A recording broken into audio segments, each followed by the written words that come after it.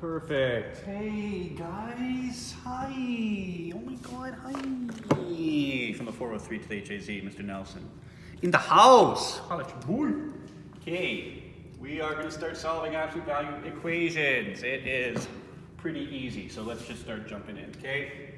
There's going to be a few scenarios that we're going to bump into, okay? Let's talk about the easiest scenario.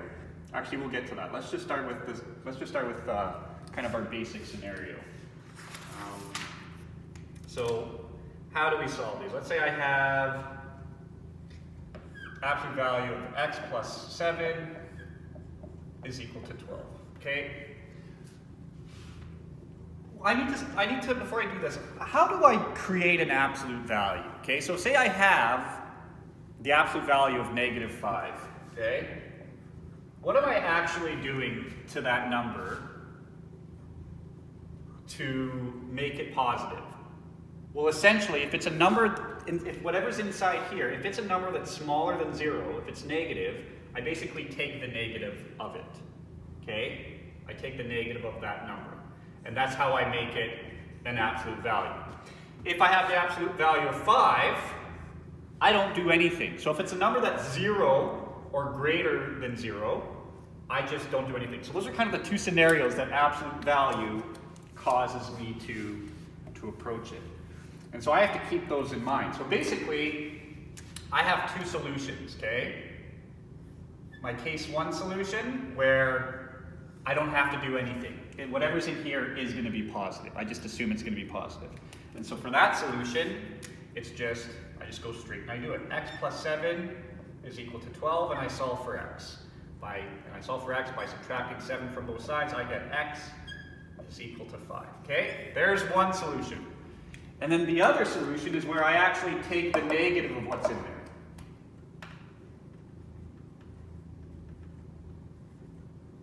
Okay, so if I assume whatever's in here is going to be negative, so I take the negative of x plus 7 is equal to 12. And then I expand, so I get negative x minus 7 is equal to 12, and I solve for x. So negative x is equal to 12 plus 7 is 19. And then I'm going to divide both sides by -1 to get rid of that negative. And I get x is equal to -19. Now, one additional step, however, is I need to check both of my answers to make sure that my assumptions were correct. So I got to plug both these in and make sure that they actually work out in the end. So for here, the absolute value of 5 plus 7 is what? Well, 5 plus 7 is 12. The absolute value is 12. So this one worked out. Here I have -19 plus 7. The absolute value of -19 plus 7. What's -19 plus 7? It's -12. And then the absolute value of -12 is in fact positive 12. So boom, boom, these are my two verified solutions. Okay, I'm gonna make sure I'm still filming because I think I'm on low battery. Look at me go here, guys. Look at me go. Okay, let's do another one.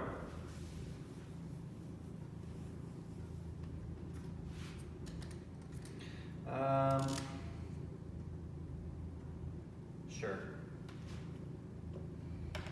2 times x plus 6, absolute value of x plus 6 plus 12 is equal to -4. Okay, so again, my two situations are the ones where I have to multiply this by a negative number to make it absolute value, and the other one where I just let it ride. So let's do the let it ride scenario, okay? So case 1 is let it ride. Now I could reorganize this equation so all I have is the absolute value on one side, but for this time around, I'm not going to do it. I'll do that for the next time around. So case 1 is where I don't do anything. I just replace the absolute value with brackets because I don't have to do anything to it to make it the absolute value. Okay, now I'm going to solve for x. So I get 2 x plus 6, I'm going to move everything over to this side. Negative 4 minus 12 is negative 16. And I'm trying to isolate for x here. So first I got to get rid of this soldier in front of the door here. So I'm going to divide both sides by 2. And I get x plus 6 is equal to negative 8. And then if I subtract 6 from either side, I get negative 14. There's one potential answer. And I'll check my answers afterwards. So here's case 2.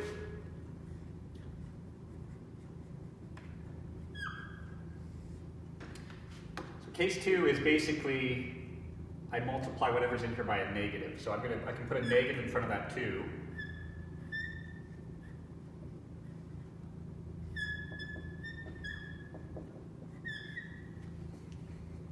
Now, what I did here was basically, I pulled a negative out, and there's a 2 sitting in front, so the negative went in front of the 2. It's going to work out either way. The other option you had was to isolate this right away. So if I did that, I would have moved this over here, and I would have divided by 2, and I'd get negative x plus 6 is equal to negative 16 is equal to negative 8, okay? Both of these ways would work out, okay? But I'll keep working with this one. So for this one, all I did was I moved the 12 over here, and I divided by 2 to isolate my absolute value because it's just easier to see. Now this is the scenario where I'd have to multiply whatever's in here by a negative to make it positive. So this is that scenario. So now I'm going to divide everything by a negative to get rid of the negative in front, and I get positive 8 now. And if I solve for x, I subtract 6 from either side, and I get 2.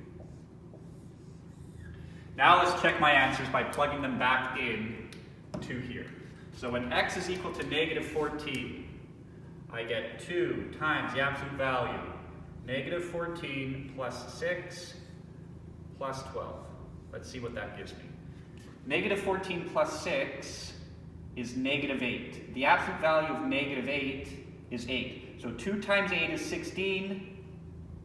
Is that right? Did I read the question correctly? Yeah, okay, so 2 times, so negative 14 plus 6 is negative 8.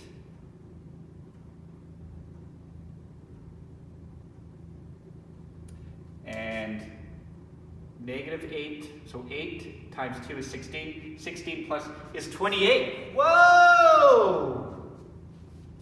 That's not right. This is an extraneous solution. This solution does not work because it doesn't, when I go to check it at the end, it doesn't work. So I got ahead of myself, but there is situations where one of our solutions doesn't work. That's why we have to check them at the end, okay? So this doesn't work. Let's make sure that this one works though. This is called, so this is called an extraneous solution. It's actually a solution that doesn't work. It kind of breaks down, and it happens with absolute value functions. So 2 times the absolute value of 2 plus 6 plus 12. Okay, I have done something wrong. 2 plus 6 is 8.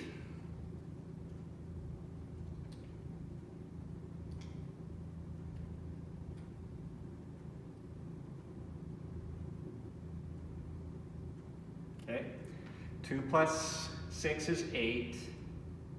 2 times 8 is 12. And again, I'm getting 28 here. So there's no solutions to this problem. This doesn't work either. And I'm going to check in the back of the book to make sure that I'm not crazy. Because if I'm crazy, I'm going to have to start this video again. And I really don't want to start this video again because I've already done it twice.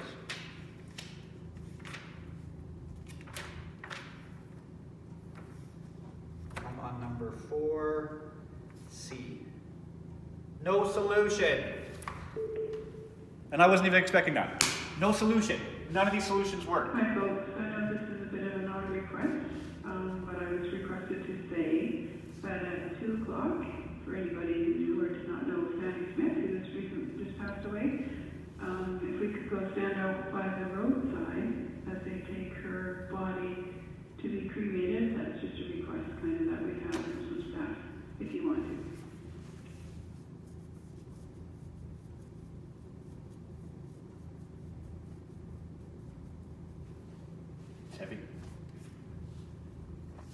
Okay, let's keep going. So I've kind of killed 3 birds with 1 stone. So we figured out a situation where there's no solutions. Now let's go over a more basic version of that. What if I had x minus 3 is equal to -4? Okay? Is there any situation where the absolute value of a number can equal a negative number? No, because absolute value means we're always making it positive. So this is no solution scenario. However, if I had a negative in front of this, that's okay, because now I'm doing this and it comes out as a positive number, but then this negative is outside. So that is a situation where that could possibly have a solution. Okay, let's start now. I think that's fairly straightforward. Let's now jump into situations where we have quadratics involved. So what if I had something like x squared minus 2x plus 2 is equal to 3x minus 4.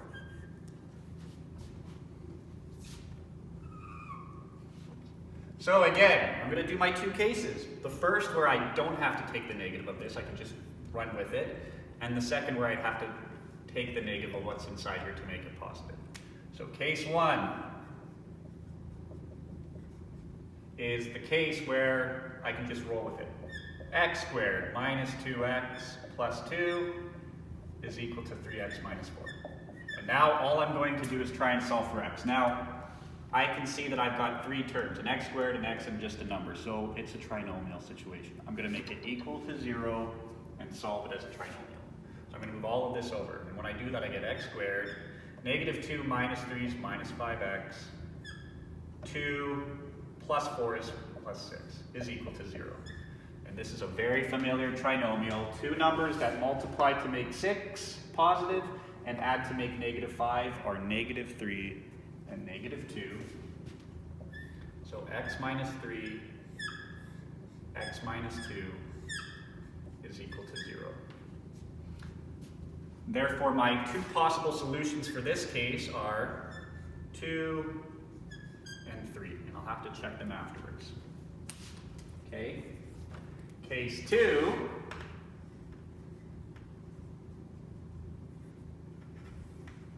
is where I have to actually take the negative of this. So it's going to be negative times whatever was in there, that absolute value bracket, because now which I was assuming was negative, 3x minus 4. Okay? I'm going to distribute that negative and I'm going to start working with it. So I get negative x squared plus 2x minus 2 is equal to 3x minus 4.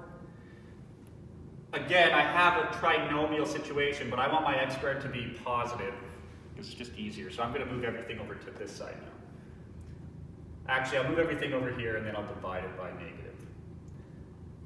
No, I'm going to move it all over to this side. So I get, on this side, 0 is equal to a positive x squared. I'm going to subtract -2, so plus x. And then I'm going to add 2 to get a -2 left over there. And so I have x squared plus x minus 2 is equal to 0. What are 2 numbers that multiply to make -2 and add to +1? A +2 and a -1 will do that. So I get x plus 2, x minus 1 is equal to 0. Therefore, my solutions are x is equal to 1 and -2. Those are all the possible solutions. Now let's check these solutions to see which ones actually work. So let's check 1. 1 will be easy. So when x is equal to 1, 1 squared minus 2 times 1 plus 2, is that equal to 3 times 1 minus 4? 1 squared, 1, minus 2 is -1, plus 2 is +1. The absolute value of 1 is 1. So the left side's equal to 1. Is the right side equal to 1? 3 minus 4 is equal to -1. Okay, Let's make sure I did it right. 1 squared minus 2. 1 minus 2 is negative 1, plus 2 is positive 1. And the absolute value of positive 1 is 1. So 1 does not equal the right side. The left side does not equal the right side when I plug in 1 for x. So this is an extraneous solution. 1 doesn't work, okay? Let's try 2. Or negative 2, sorry. So, negative 2 squared minus 2 times negative 2 plus 2 is equal to 3 times negative 2 minus 4. Let's make sure that the left side equals the right side here. 4. Negative 2 squared is 4. Negative 2 times negative 2 is a positive 4. So 4 plus 4 is 8, plus 2 is 10. And the absolute value of 10 is 10. So does the right side equal 10 to make this a viable solution? 3 times negative 2 is negative 6, minus 4 is negative 10. Okay, so negative 2 is not a viable solution either. Okay, well let's see, let's hope that we got a viable solution on this side, eh?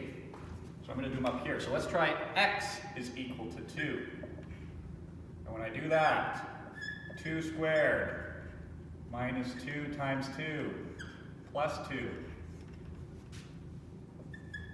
3 times 2 minus 4. Okay, 2 squared is 4.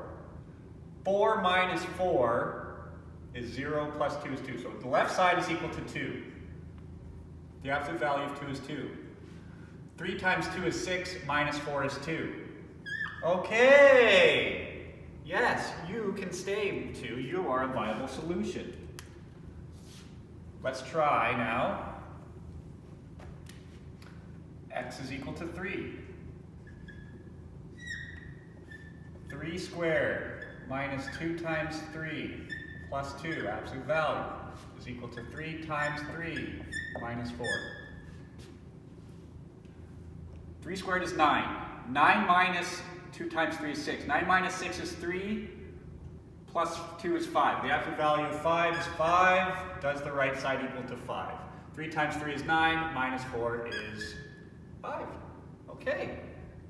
So 3, x is equal to 2, and x is equal to 3 are solutions, and x is equal to 1 and negative 2 are extraneous solutions.